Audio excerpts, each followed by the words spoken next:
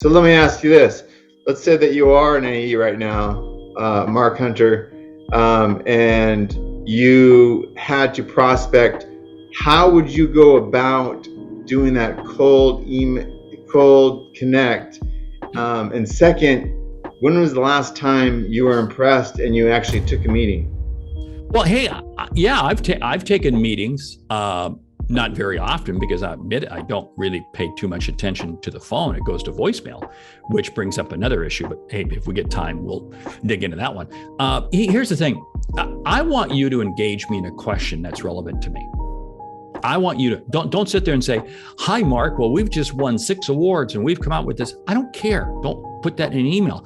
What about video? Video's big these days. Video's big, but don't sit there and tell me about how wonderful you are. Ask me a question. Hey, Mark, what's happening? For instance, okay, I deal with sales.